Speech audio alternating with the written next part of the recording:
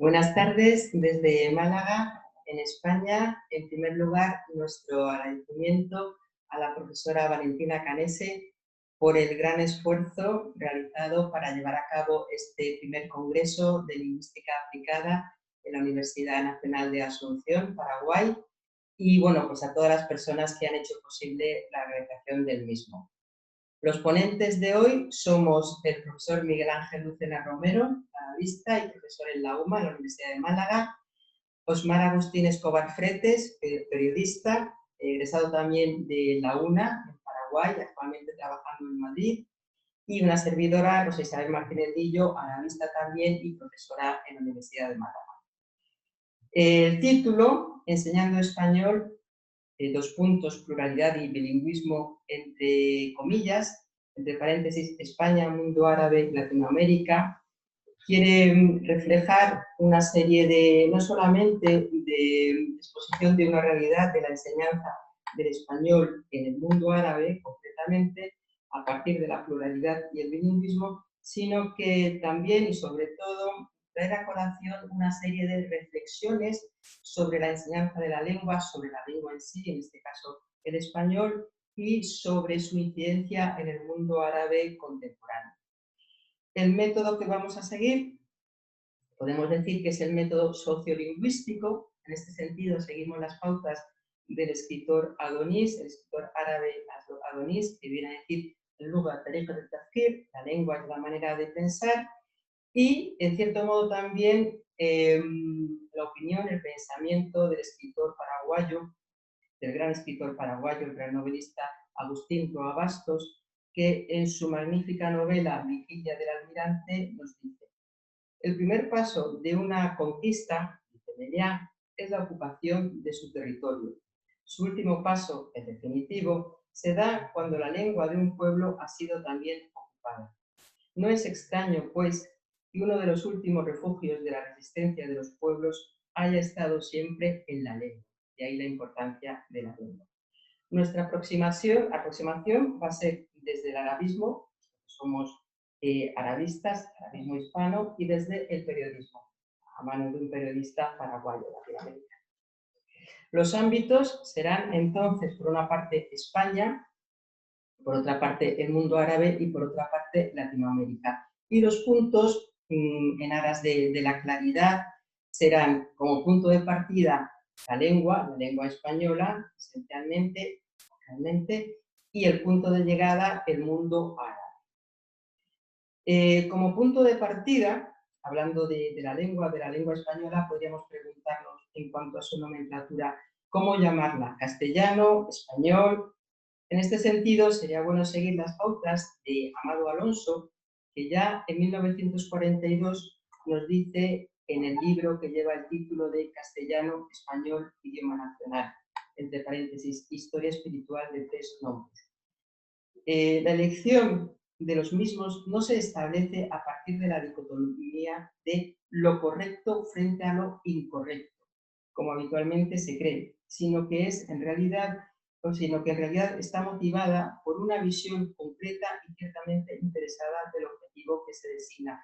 Quiere decir que bajo esta nomenclatura hay subyaciendo una ideología, una tendencia, una idea, una intención. Eso es lo que tenemos que comprender cuando nos acercamos a la lengua, cuando queremos o intentamos darle un nombre.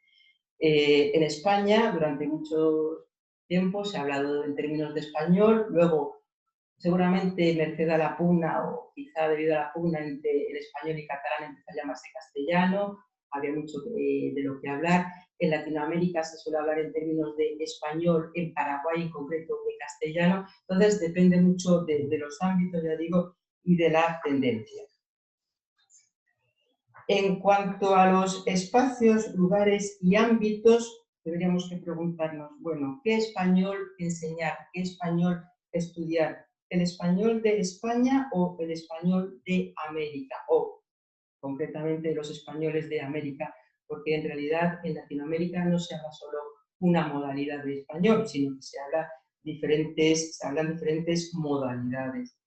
En este sentido, por ejemplo, es muy ilustrativo ver la cuestión de los términos, de ejemplo, el léxico, ¿no? El vocabulario. Por ejemplo, manta, para nosotros manta en España es, por lo que ven en la imagen, este tejido. En Latinoamérica, en la mayoría de los países, es denominado frazada, se denomina frazada, y además con la fonética latinoamericana, frazada.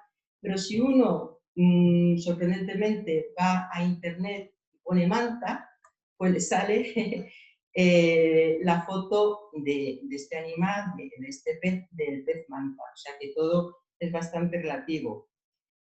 Otro ejemplo, guagua. Guagua, en España, en una parte de España, en la comunidad canaria, guagua es un autobús. En Chile, por ejemplo, autobús recibe el nombre de micro, la micro, y en Chile la guagua sería el bebé. Vemos cómo los términos también son relativos, el sentido de los términos es relativo.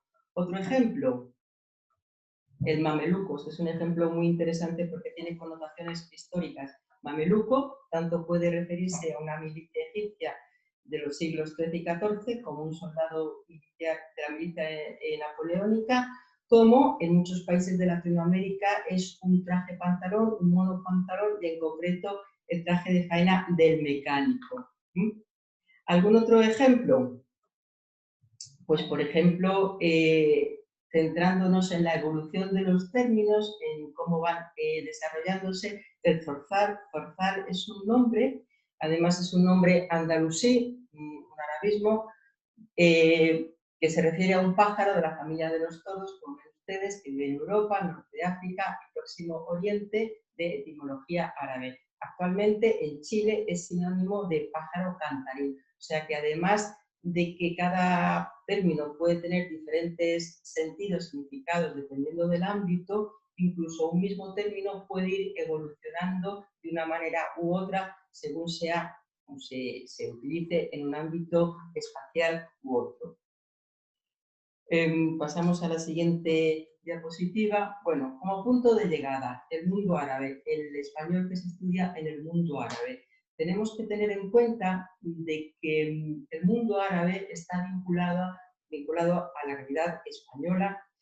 ¿Por qué? Bueno, pues básicamente por lo que fue Al-Ándalus. Al-Ándalus fue una realidad histórico-geográfica, cultural, social, desde el 711 hasta el 1492, después con los moriscos, etcétera, pero ahí es la fecha, digamos, ortodoxa, oficial de fin de Al-Ándalus, en que convivieron tanto pues, musulmanes, cristianos, judíos, y que se forjó realmente una sociedad, una cultura andalusí en la que el elemento árabe fue de vital importancia. Esto para los árabes forma parte también de su esencia, de su historia, de su geografía, de su visión del mundo. Y de ahí los vínculos lingüísticos. En España tenemos una gran cantidad, un gran número de palabras procedentes del árabe, que llamamos arabismos, y entre los más importantes pues están los topónimos. Por ejemplo, en Málaga tenemos el río Guadalmedina. Guadalmedina en árabe significa el río de la ciudad, y actualmente se sigue estudiando, se le sigue llamando de la misma manera. O sea que tenemos que ser conscientes de que realmente para los árabes la lengua española no es una lengua extranjera como lo puede ser, por ejemplo, el inglés, el francés, el italiano, sino que es una lengua que forma parte de su historia y de su propia identidad.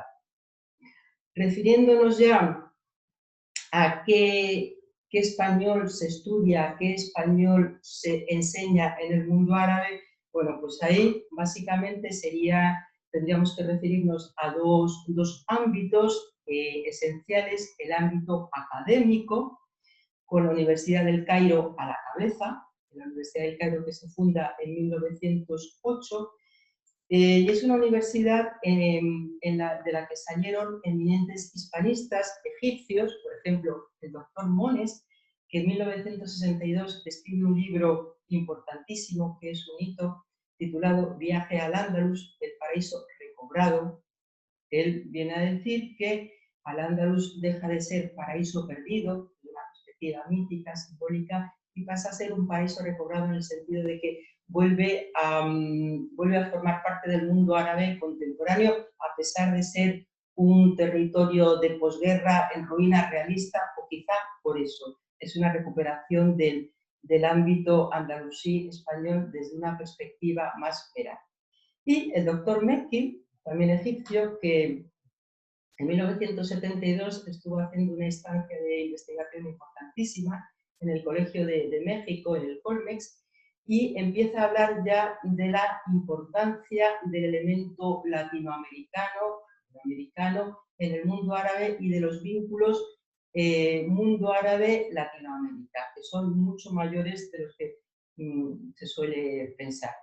Por otra parte, tenemos también la cuestión de los Cervantes, que es un ámbito entre académico y cotidiano, donde se enseña un español más práctico, más usual, y que es la realidad más vinculada quizá con los medios de comunicación, de la que nos va a hablar el profesor Miguel Ángel Lucena. Bueno, para empezar tenemos esta imagen recogida del periódico El Mundo, y aunque no deja de ser un titular más, La Casa de Papel ha puesto de moda el español en los países árabes. Os sorprenderá este cambio que estamos haciendo, ¿no? Según recoge Salam Naji en un artículo el mismo artículo del Mundo, muchos jóvenes iraquíes han visto La Casa de Papel y les gusta cómo suena el español. Es una lengua bonita y agradable, muy potente internacionalmente. Noticias como esta aparecen diariamente en periódicos árabes como Al Jazeera, El Ain o El Quds, entre otros. Y otro fenómeno televisivo como este es el fútbol, y en especial la Liga Española, la Liga Santander. El fútbol español se ha convertido igualmente en uno de los factores a destacar en la motivación de los alumnos que se inscriben en el centro de enseñanza del español. Según afirma Salam Naji en el mismo artículo, les encanta la idea de aprender a través del fútbol, la posibilidad de contar con profesores nativos y practicar. Son los propios alumnos los que corren la voz para que los amigos se matriculen en nuestras clases. Voy a dejar de fondo esta imagen porque me gusta muchísimo. En este sentido, aprender la lengua española en países árabes se percibe como motivo de interés para cualquier salida laboral. En las últimas 2 décadas, de hecho, se ha triplicado el número de estudiantes de español en centros universitarios y instituciones como el Instituto Cervantes. Esta atracción por estudiar la lengua aumenta más aún cuando los alumnos se adentran en el mundo del hispanismo, conocen su cultura, su amplitud geográfica y su historia conectada totalmente al legado árabe islámico. Todo esto se concibe por parte del alumnado como una posibilidad más para ampliar sus expectativas laborales. Sobre este tema, Santos afirma que la lengua española se estudia con 2 motivaciones concretas: mejorar la situación profesional y la formación personal. Todo esto sin olvidar que un gran número de alumnos inscritos en grado de filología hispánica o lenguas extranjeras decide estudiar esta carrera para salir de su país, para relacionarse con personas de su edad y en algunos casos para encontrar pareja. Estos últimos normalmente terminan trabajando en otros sectores ajenos al español, trabajan en inmobiliaria, administraciones, salones de estética o en el mundo del business. Una de las instituciones, y a colación de todo esto, que más alumnos recibe anualmente es el Instituto Cervantes. Esta institución pública, que fue creada en 1991 para promover la enseñanza del español y su cultura en el exterior. Los objetivos de este centro son organizar cursos, actualizar los métodos de enseñanza, investigar e innovar en la enseñanza del español, entre otras muchas más funciones. Los países árabes con sede oficial son Marrakech, Fez, Casablanca, Rabat, Tánger, Tetuán, Argel, Orán, Túnez, El Cairo, Alejandría, Amán, Damasco y Beirut. El objetivo principal de estos centros, en los que se imparte español, es enseñar la lengua española como lengua extranjera. También se imparten las lenguas locales de cada país y las diferentes lenguas habladas en España. En estos centros también se forman profesores recién graduados en filología hispánica y se acreditan diplomas oficiales. En algunos centros igualmente se imparten cursos culturales, por ejemplo, en la sede de Beirut se enseña flamenco y guitarra flamenca. Llegado a este punto, cabría preguntarse, por un lado, cuál es el motivo principal del alumnado inscrito en estos centros, y por otro, qué método de enseñanza es el más usado por los docentes lectores en estas sedes del Instituto Cervantes. En cuanto a la primera pregunta, según Santos, la respuesta más adecuada en en orden de preferencia sería diplomacia, turismo y comercio. La docencia, la traducción literaria y la investigación quedan relegadas a un segundo plano. Esta misma motivación del alumnado respondería a la segunda pregunta. La orientación de los métodos docentes se inclina hacia un español más comercial, académico y diplomático, de ahí que se impartan cursos para empresas y negocios, y menos literario, pues los cursos de literatura se derivan a charlas y conferencias. Pero la pregunta real es, ¿existen materiales didácticos específicos con estos fines? ¿Podría fomentarse la creación de un método que una todos estos fines? Y de todo esto deducimos que la inscripción, y de ahí la imagen que tenemos a la vista, deducimos que la inscripción de alumnos en centros de enseñanza del español como lengua extranjera está motivada por dos factores indiscutibles. El primero sería la expectativa laboral, formarse para encontrar un trabajo digno y viajar a países extranjeros, entre ellos España y Latinoamérica. El segundo, y el más obviado, sería el factor cultural. Los alumnos de español se ven atraídos por la lengua debido a su cultura. La fuente principal para la cultura es indudablemente la televisión. Series como La Casa de Papel, que es la que vemos en la imagen, Élite, Vis a Vis o Narcos, películas como El Cuerpo, El Hoyo y sobre todo el fútbol, la Liga Santander, la Champions League, se traducen al árabe. Visto así, dado que no existe un material dirigido a todos los factores señalados, pensamos que debería fomentarse la creación de un material didáctico actualizado en el que se incluyan ampliamente todos estos aspectos, atendiendo sobre todo a los aspectos culturales, todos los aspectos culturales y prácticos de todos los lugares donde se habla el español. Muy bien, y podemos traducirles y leerles lo que pone les hafiba innaha sayyida satahibbuni ana wa ibnaha. Como lo traducirías, no es una mochila, no es una mochila, sino una señora que me querrá a mí y a su hija. Es digamos, un dicho árabe bastante usual. Muchas gracias, Miguel Ángel. Bueno, pues ya llegamos a las conclusiones que hemos planteado a modo de propuestas. ¿Sí? En primer lugar, ¿qué español enseñar? Después de todo lo que nos ha contado Miguel Ángel Lucena, pues somos de la opinión que tendríamos que enseñar un, entre paréntesis, español plural, no solo atendiendo a los términos o a la realidad lingüística española, sino también la latinoamericana.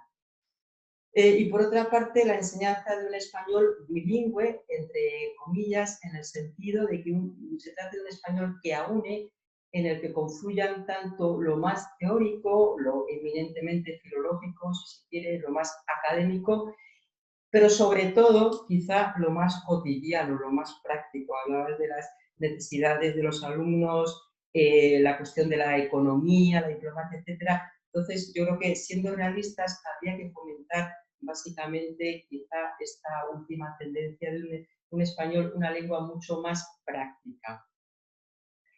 Y como último punto, lo que hemos llamado una mirada a un posible futuro, retos del presente, lo que consideramos retos del presente, pues lo hemos dividido en dos aspectos. En primer lugar, el español en el mundo árabe hoy en día, desde el incremento de los vínculos entre los países del Golfo y concretamente Qatar, que es un país muy pequeñito pero con unas posibilidades económicas impresionantes, ¿no? Y Latinoamérica.